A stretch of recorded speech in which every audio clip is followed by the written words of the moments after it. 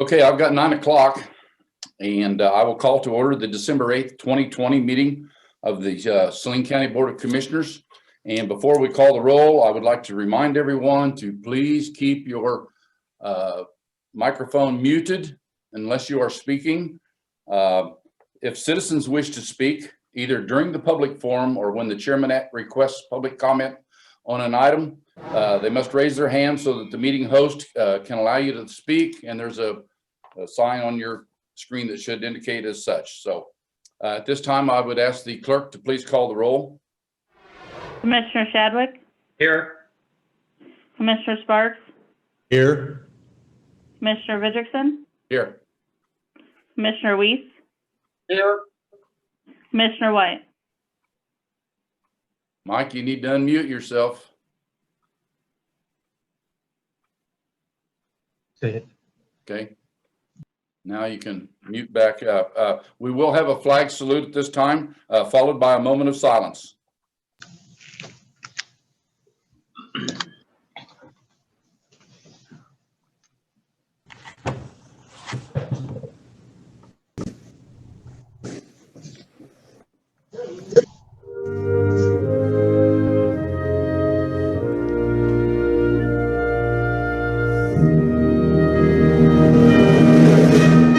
I pledge allegiance to the flag of the United States of America and to the republic for which it stands, one nation, under God, indivisible, with liberty and justice for all.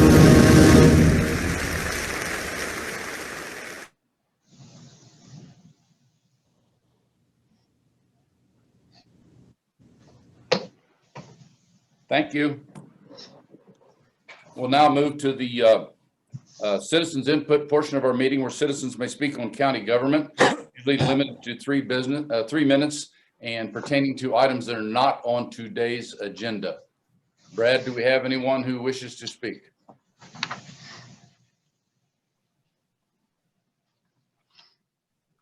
Mr. Commissioner, I do not see anyone that wants to speak at this time.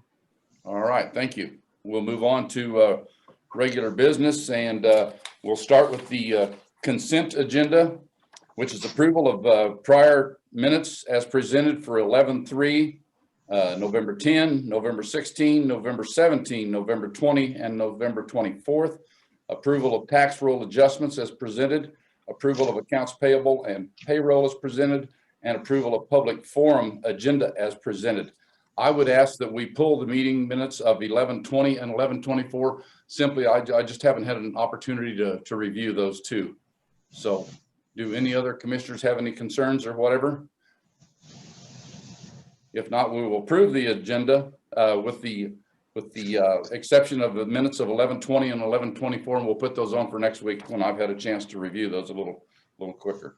So hearing no objection, the consent agenda will stand approved as amended. We'll move to action items, and item number 1, which is RFA 267-20 copier replacement with Brad Bowers, Information Technology Director. And good morning, Brad. Good morning, Commissioners. Saline County Information Technology requested funding in the 2020 Technology Improvement Budget, TIP, so that we could replace 3 multi-function printer copier devices within 3 different departments in the courthouse. One of those copiers is for the Administrative Resource Center. There's 1 copier destined for the appraiser's office and 1 copier for the county attorney's office. Multi-function printer copier specs were released for bid, and the table that you have in the RFA illustrates the bid results. And I will just summarize those here today. In the appraiser's office, we had 3 companies that submitted bids. For Century Business Systems submitted 2 bids, ImageQuest submitted a bid, and Document 360 submitted the low bid of $4,229, and that was for the appraiser department. In the Administrative Resource Department, again, we had 3 bids. Century Business Systems entered 2 bids. ImageQuest entered 1 bid, and Document 360 entered a bid that did not meet spec.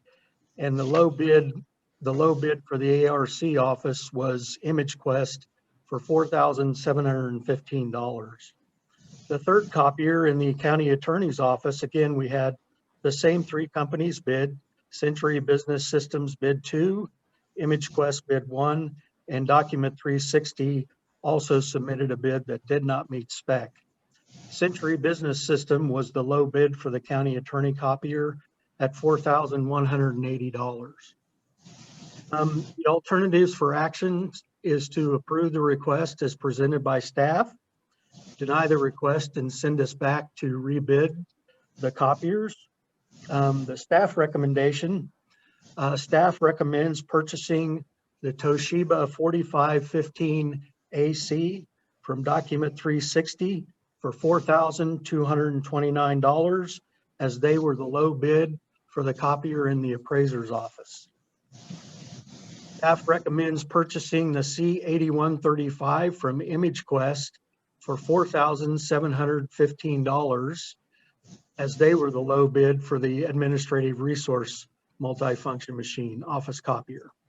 Staff also recommends purchasing the Kyocera 358 CI from Century Business Systems for $4,180, as they were the low bid for the county attorney office. Under the budget impact, this project, the cost of these 3 machines is $13,124. $20,000 was budgeted for this project in the 2020 TIP budget. And that's my report. All right, are there any comments or questions from commissioners? Yes, Roger Sparks here. Quick question here, Brad. Is the ImageQuest 8135 for the ARC office, is it less of a quality, or is it a higher than the 8145 at a link of the other 2 offices?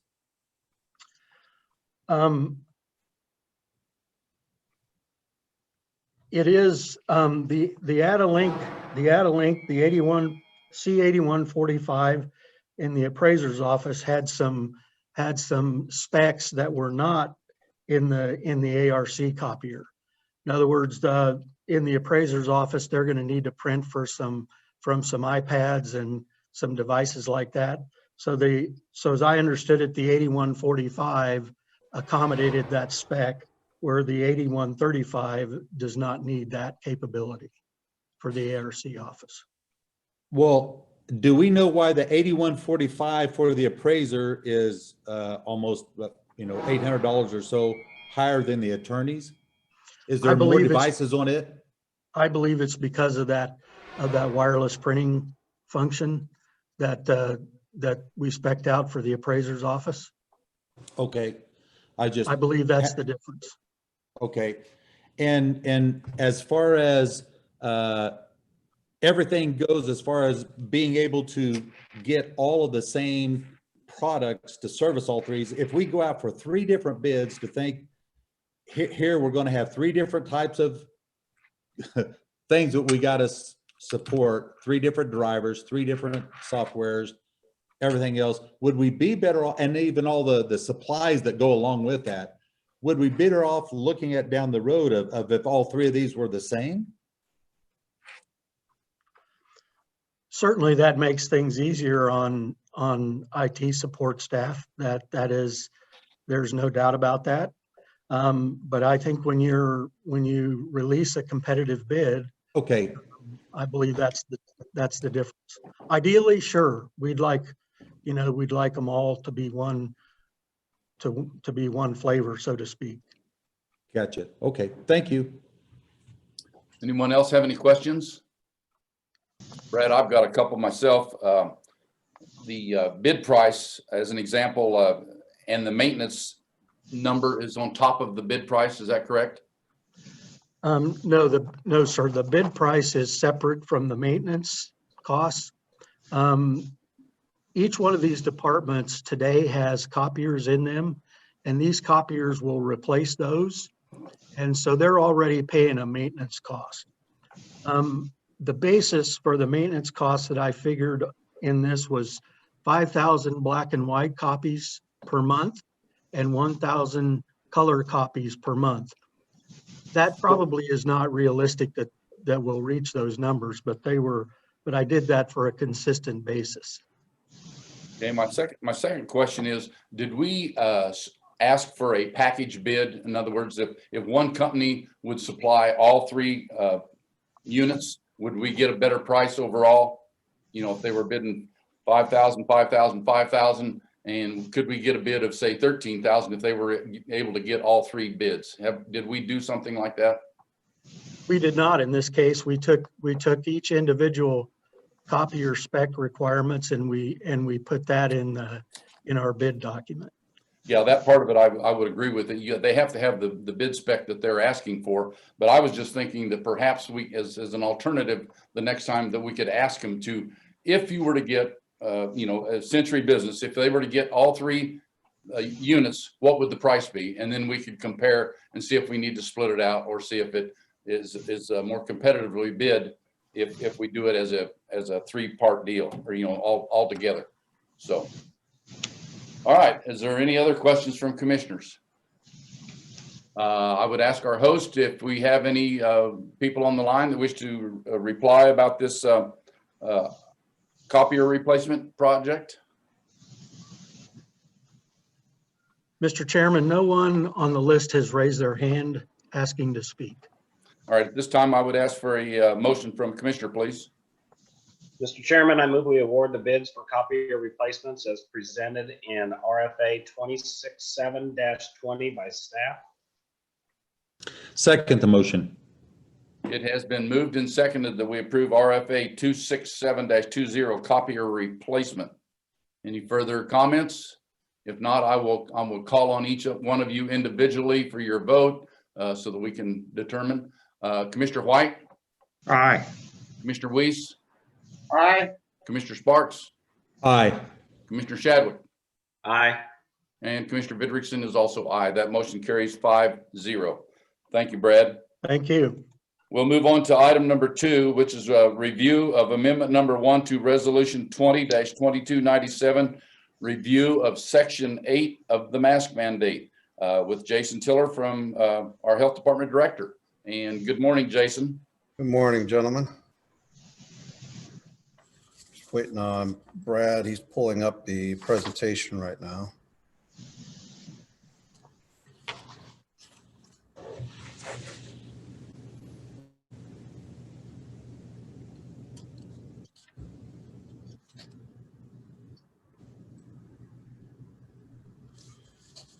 All right, so it's been about 3 weeks since our last update.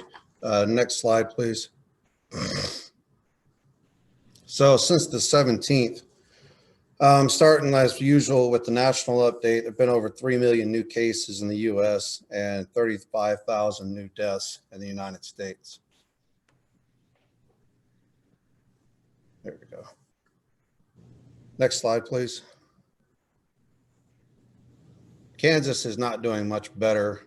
We've had 51,000 new cases, over 1,000 new hospitalizations, almost 600 new deaths, and in balance to that, we've also had 76,000 negative tests that have been performed. Next slide, please. In the county, though, we have had we are up to 2,921 total cases. That's a change of 1,100, almost 1,200 cases in the last 3 weeks. 1,925 are recovered, over 900 that are active. And unfortunately, in the last 3 weeks, we've also doubled the number of deaths in the county from COVID-19 since our first case at the end of March. We have about 30 different clusters that we are currently investigating, and they range anywhere from long-term care facilities to businesses to family gatherings to just pretty much the entire gambit. At this point, I almost probably should say just Saline County as a cluster, since it is everywhere. Hospital has also seen a significant spike in the number of hospitalizations they have. Currently, they've got, as of yesterday, 34 inpatient with COVID at the hospital. And you can see there the latest numbers from KDHE's website as far as how many people we've had tested in the county, those that were negative, and then our monthly percent positive rate is 17.1. Next slide, please. As expected, this line is pretty dramatic in its increase. And you can kind of get an idea of the number of cases per day that have been pouring in from the multiple testing locations around the county. The next slide, please, will make this probably a little bit more relevant. You can see in October, we had about 400 cases. Last month, we had 3.5 times that many in 30 days. And we're already at now this month about the same amount that we had in October and the first week of December. Next slide, please. And, you know, I hope I don't do this to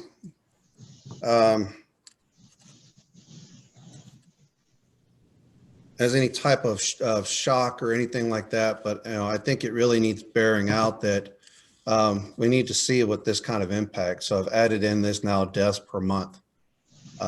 November has not been kind to Saline County, both in terms of cases, hospitalizations, and deaths.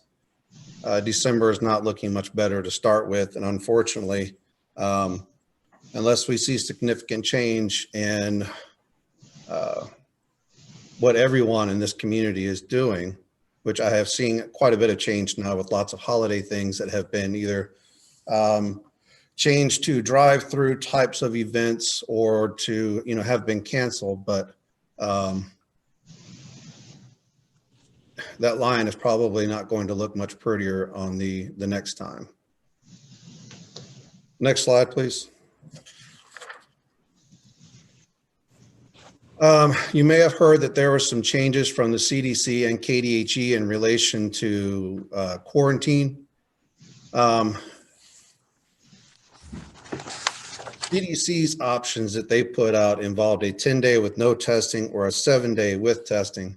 And KDHE has adopted those changes, but then they left it up to individual counties whether to stay at a 14-day quarantine, adopt a 10-day quarantine, or a 7-day with testing, or all of the above, which you can imagine now has probably and is creating a little bit of confusion from county to county as far as what's happening with quarantine, especially in a county like this where we have lots of people that live and work across county lines.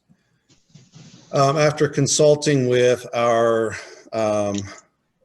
medical consultant and with the hospital and staff, we felt that the best measure to adopt from this was the 10-day quarantine with no symptom development. People still need to monitor themselves for that 14 days. The 7-day was not really best for Saline County. Not only in terms of the additional stress on the system for everyone trying to test out at 7 days, but the requirement of a PCR test in order to be able to get out of that 7-day quarantine would still end up making most quarantines almost 10 days by the time that those results came back. 10 days was also an opportunity as CDC had put it, to help reduce some of the burden on people and communities, and hopefully to increase compliance with the quarantine measures. Next slide. So with the testing, statewide testing that is going on, we have had some coordination taking place with a couple of the vendors. One of them is CRL and the other one is Well Health, for them to expand testing.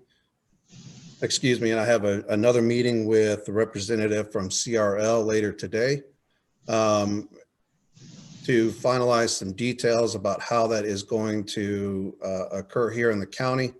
And then once we have those details, we'll be posting all of that information for the community once it's known. Next slide. So the one thing that everybody wants to know about is when is the vaccine going to be here? And unfortunately, my crystal ball still doesn't work. So at this point, the information that we have is mostly just is the same as what has been published publicly, is that at some point here soon, Kansas will get a little over 20,000 doses. Remember that dose number is only for about half that number of people, since most of them require a 2-dose regimen to start with. Priority populations at this point are healthcare and long-term care facilities. We have registered as a provider. And again, once we have specific details about when and if and how, or I should say when and how vaccine will become available here, and then how that is going to get out to the public, we'll be publishing that too along all of our media routes so that we can get that widely distributed. Next slide. All right, it's Christmas time.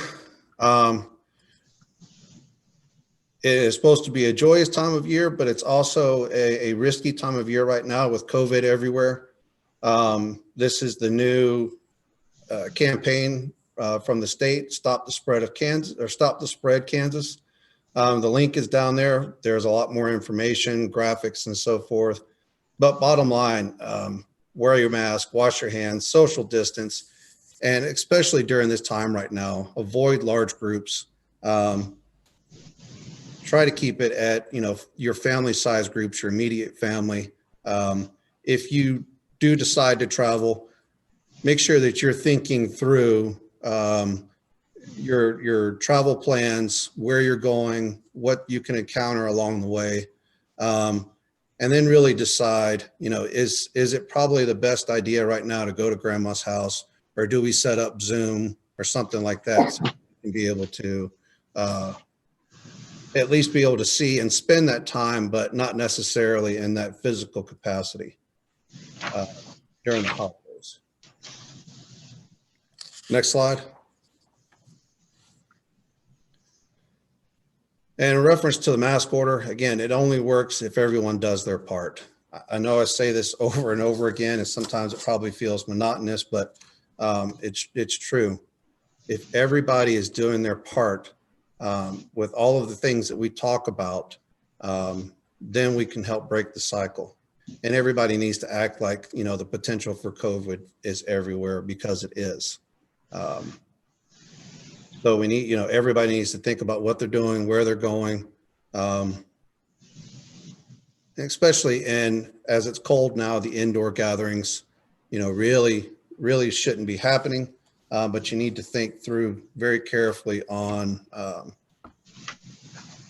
whether that is probably the best idea right now, or more importantly, if you feel that there's still some sort of gathering that needs to take place, then think outside the box about how it can be done safely. And that might include, a whole lot of Zoom interactions like we are right now. But bottom line, if we're not all in this, which we're all a part of it, whether we want to be or not, it's impacting all of us. Then this is going to continue on for a while, and we need everybody's help to try and reduce the spread. With that, are there any questions? All right, are there any commissioners who wish to respond to the Health Department? I've got a couple of responses here, Jason. I noticed in the paper last week that an individual here in town was having a tough time so on and so forth, but they mentioned that they had COVID twice. Do we have any documentation of people that are getting it twice? I would have to double check here in the county if that's happened, but I know that that has occurred.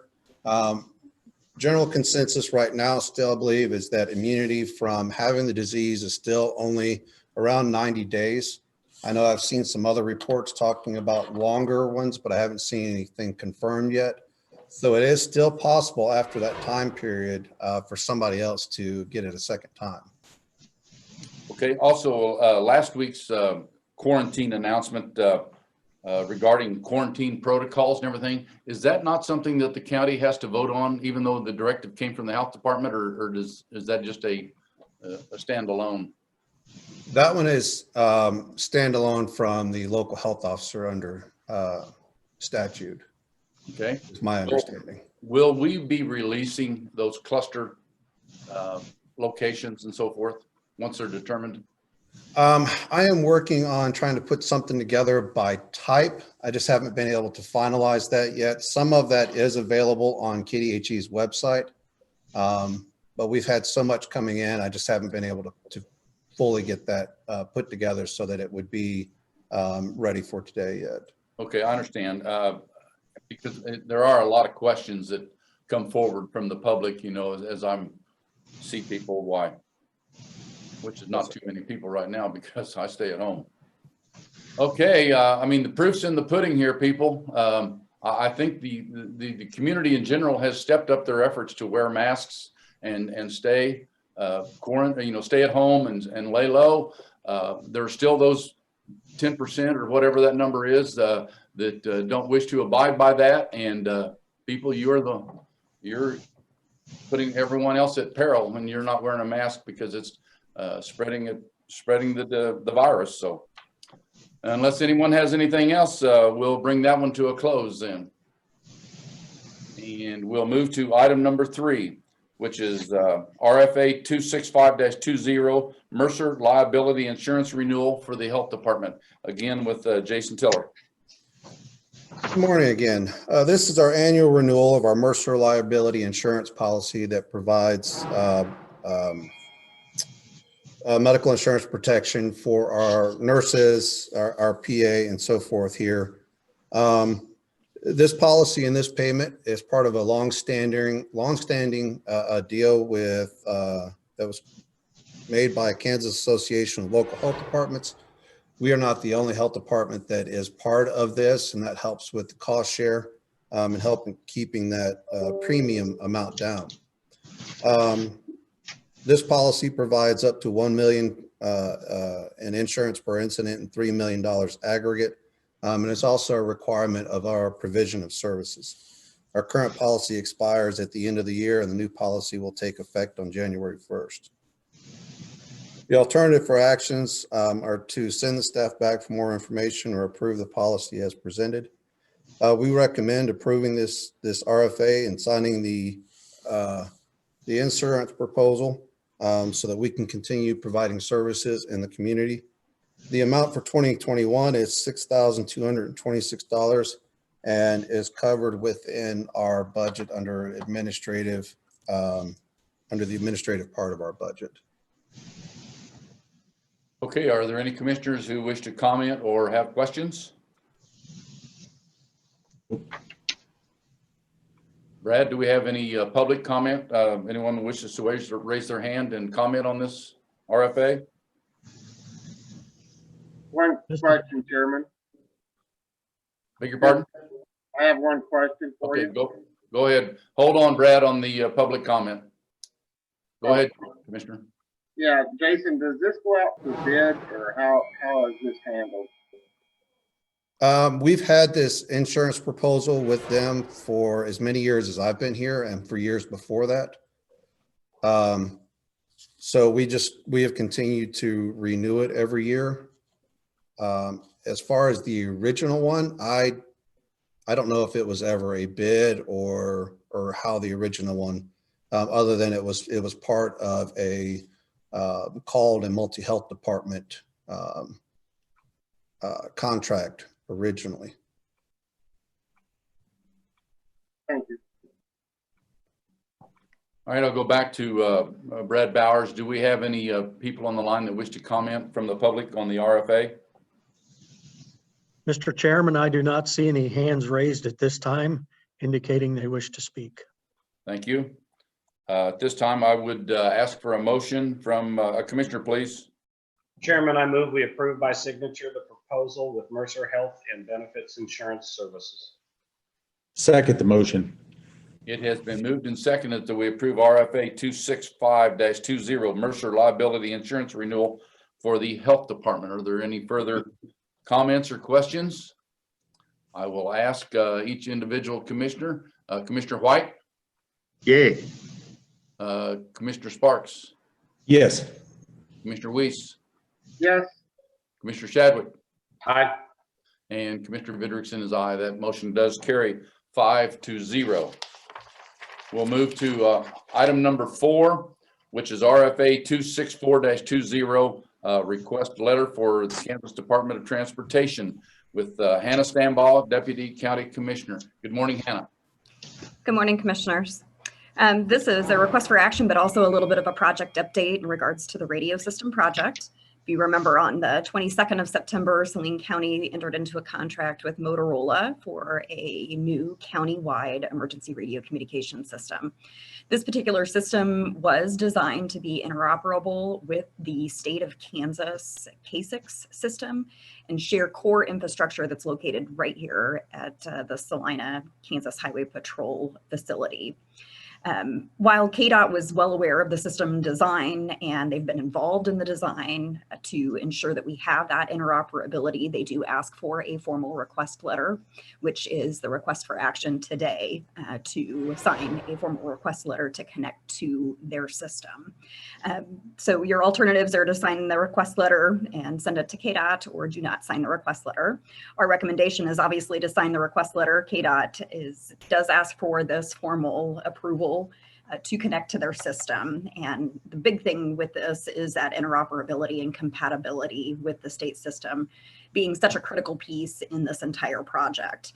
Again, KDOT is very well aware of the infrastructure that is going to be added to their system. They've been heavily involved with the process so far with our project. So just a little bit more too on the project update piece of it. Since entering into the contract, our staff has been pretty heavily involved with the coordination with Motorola. We've got a core group of people that have been selected to work on the development of a channel layout or talk groups that are associated, and they are coming very close to being complete with that. We have finalized mobile and portable radio equipment counts for the county, and that has been signed off to get delivered. We've also held a detailed design review meeting. That was back in mid-November. And what that was just to go over the complete design of the system, as well as the components, and review the timeline, not only with the representatives from Motorola, but with all of our key staff, both the city of Salina and Saline County. We have the tower site that is located on the campus of the Kansas Highway Patrol has gone over a structural survey, and it's passed with flying colors. So that's really good news to keep us moving in the right direction, as well as our main dispatch center and our backup dispatch center. They've also been evaluated for the placement of tower equipment there. Our next milestone in the project is going to be the viewing of the entire system set up, and before they package it all up and then ship it to Salina to start with installation in early 2021.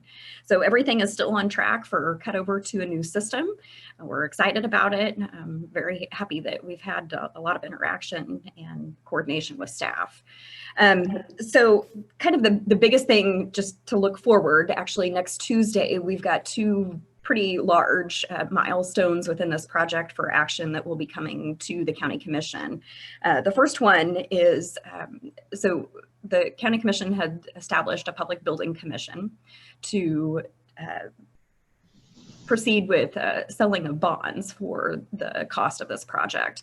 So next Tuesday, there will be a resolution in front of you that will basically request the Public Building Commission to move forward with the selling of those bonds. And then the other big milestone in this is we had talked about the different options and everything as to the purchase of the radio equipment for the rural fire districts. We went through several different options and actually landed on, based off of some advisement of our financial advisor and then coordination with the rural fire districts, for the county to consider issuing general obligation bonds for the equipment, the mobile and portable radios for the rural fire districts, and then the rural fire districts would be responsible for the repayment of those bonds. So that request for action will be coming to you next Tuesday as well. So subject to any questions that you have, that's a project update, but then obviously the request for the signature for the letter for KDOT to be signed and forwarded to them. All right, are there any commissioners who wish to comment or have questions?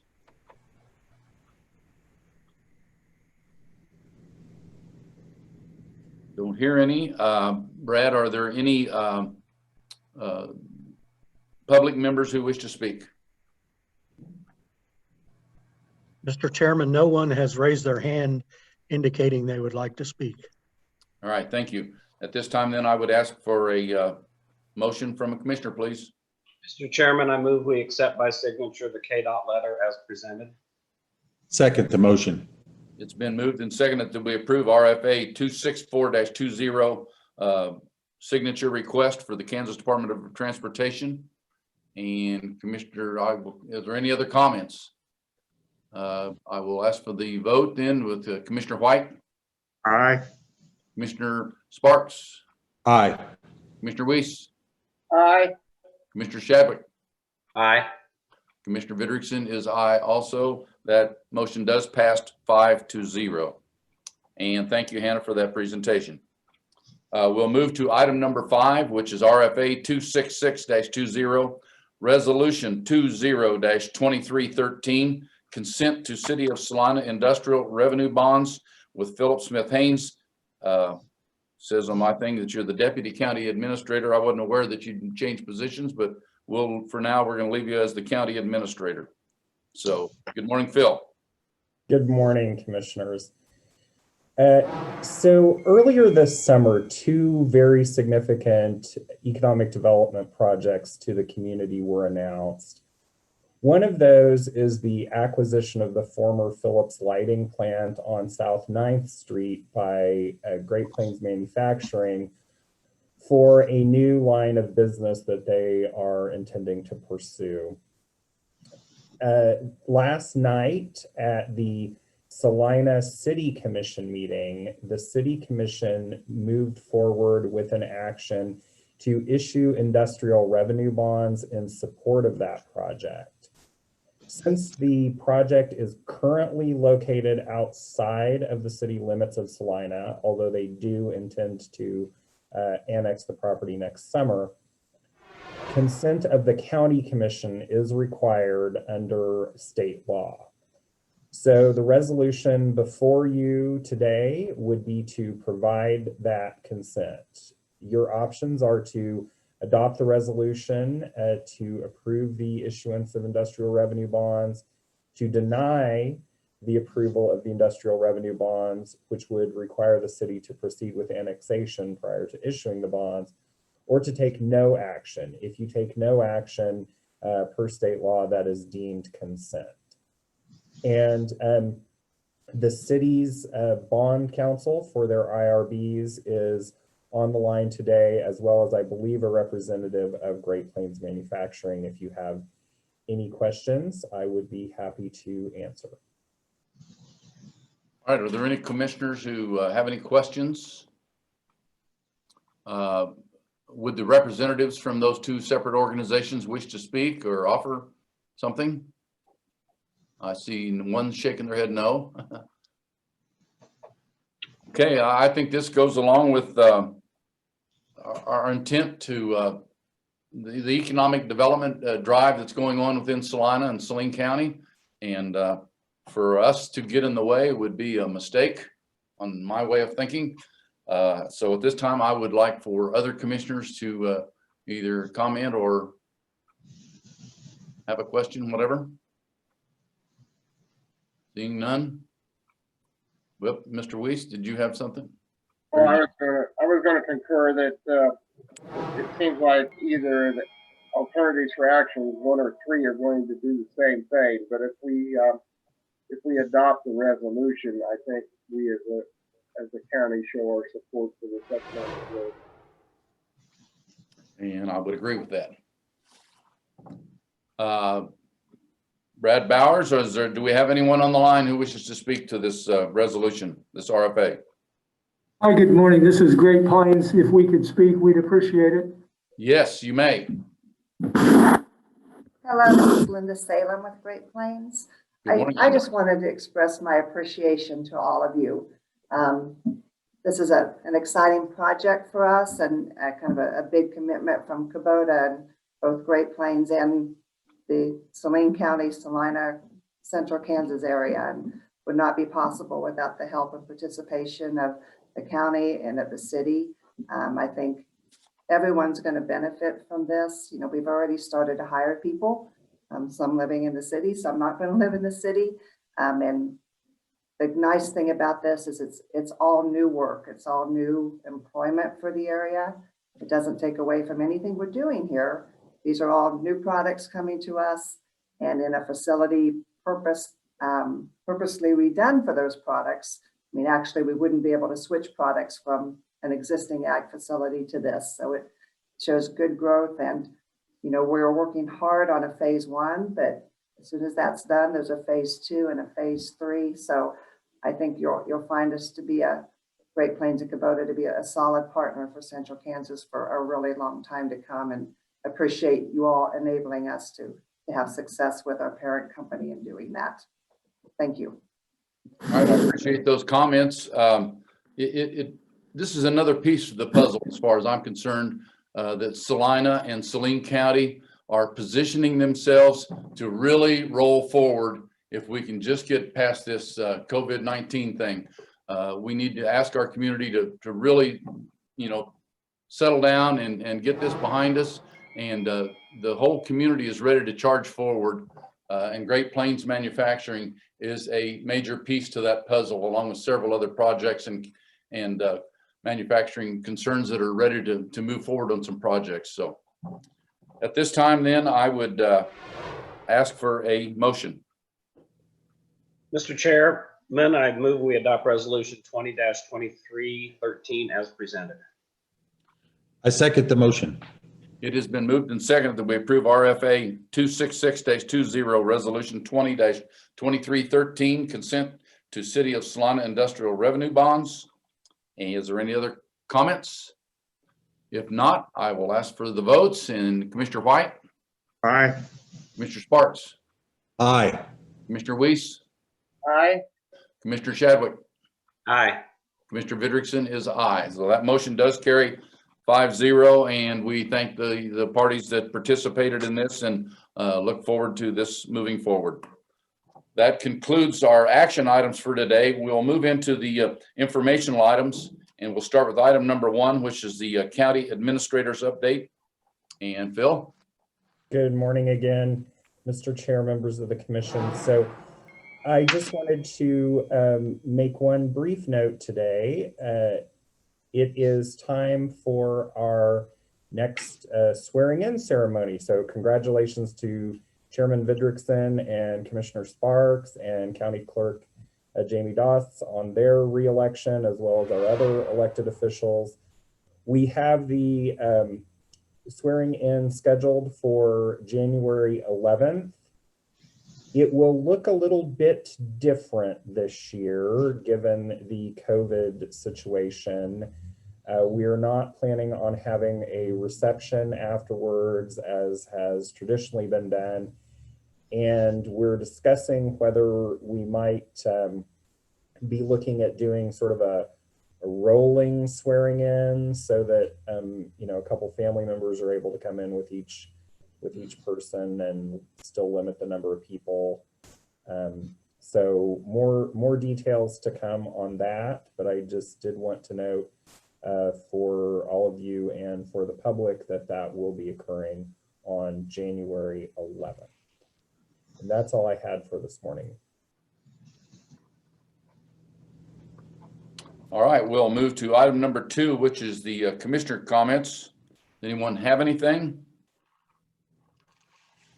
I will update you that I did attend via the virtual meeting with the airport last week, and there are some exciting things that are getting ready to move forward out there, particularly with the Kansas State Polytechnic of Salina, and they are proposing an $87 million plus investment to invest in their campus out there, particularly with buildings, moving from 19 buildings down to 5 new big ones.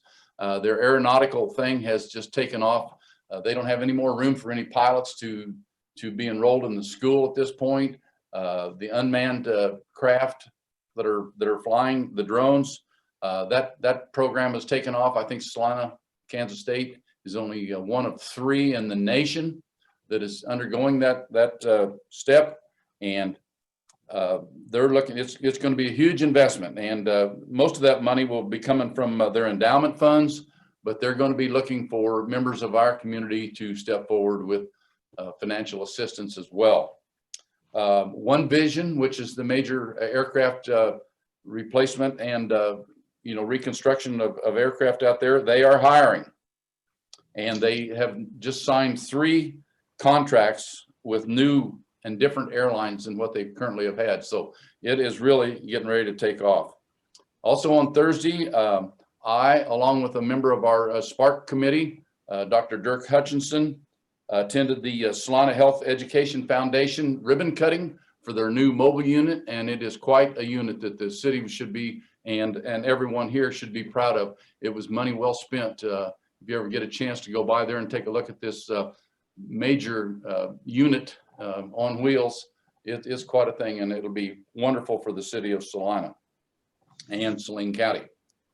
Are there any other commissioner comments? Any announcements?